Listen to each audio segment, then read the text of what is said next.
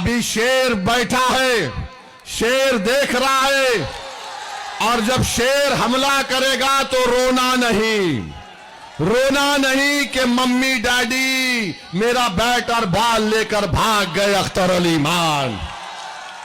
हम चुनाव लड़ेंगे, पूरे बिहार में लड़ेंगे, ताकत से लड़ेंगे, जीतेंगे, और इंशाअल्लाह ताला जहां पर नहीं जीत सके वहां पर अपनी ताकत को मनवा के रहेंगे इंशाअल्लाह ताला।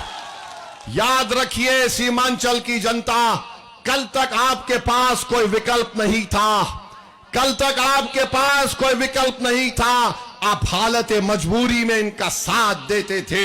आज एक ताकतवर विकल्प अख्तर अली मान और मजलिस इत्तेहाद अल मुस्लिमीन के रूप में आपके दरमियान में है।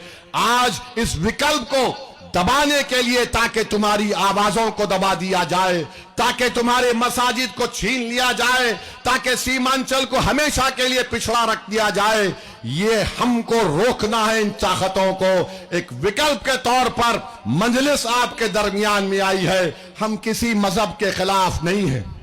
सच्चा मुसलमान तो वो है जो किसी मजहब के खिलाफ नहीं होगा। हम किसी मजहब के खिलाफ नहीं है।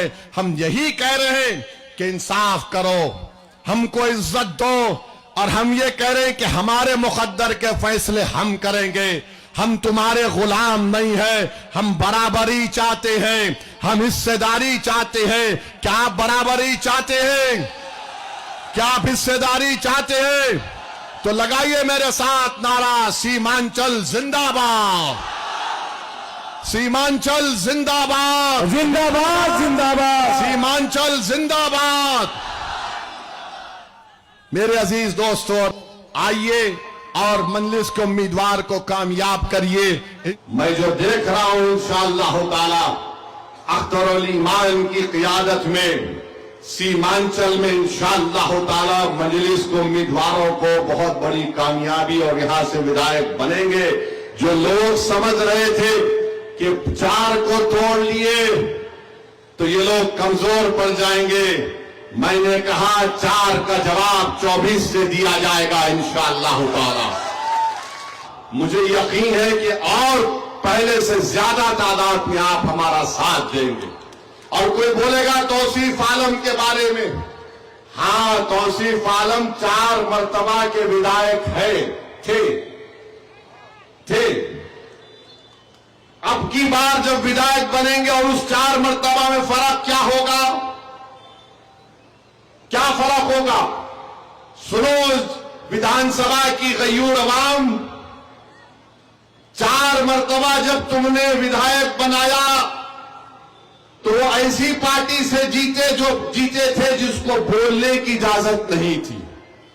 अब की बार वो जीतेगा तो तुम्हारे दिल में जो छुपा हुआ गम होगा उसको तौसीफ आलम बिहार की विधानसभा में जाकर बोलेगा। वो हकीकी मानों में तुम्हारा विधायक होगा। फर्क इतना ही है, वो पार्टी का नुमाइंदा था, अब तुम्हारा आवाज बनकर जाएगा बिहार की विधानसभा में इंशाअल्लाह होगा। और जो लोग हम पे इल्जाम लगाते हैं, मेरे भाई हमको ये बता दो, आप हर अजमी समुदाय की सियासत कर रहा, भ्रष्टाचार की बात अगर होती है तो क्या 6 करोड़ लेकर बहादुरगंज की जनता को धोखा देना भ्रष्टाचार है या नहीं? बताओ हमको आप, ये भ्रष्टाचार है नहीं? ये बताओ कि कोई तुम्हारे वोट को बेचता है गैरों के पास। सबसे बड़ा भ्रष्टाचार अगर हुआ है तो सीमांचल की जनता के साथ हुआ कि इन जालिमों ने 6 करोड़ लेकर अपना जमीर, अपना ईमान, सब कुछ बेच दिया। अब तुम किस मुंह से आकर इस जनता के सामने बोलोगे कि वोट दो हमको? किस मुंह से आओगे? बहरहाल मुझे यकीन है कि आप लोग इनकी जमानत को जब्त करवाएंगे इंशाअल्लाह ताला। और हम यहां से अपने विधायक को, अपनी पार्टी के उम्मीदवार को, जनाब तौसीफ आलम साहब को 75,000 से ज्यादा वोट दिलाकर इंशाअल्लाह ताला कामयाब करेंगे, कामयाब करेंगे, कामयाब करेंगे। कहीं घर जाकर भूल तो नहीं जाएंगे।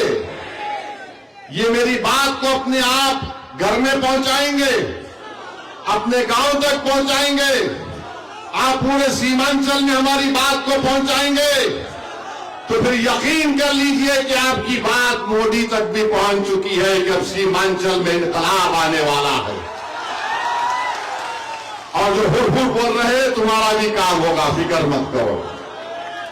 अभी हम यहां से दरभंगा जा रहे हैं और फिर कल और भी है मुख्तलिफ मुकामात पर जा रहे।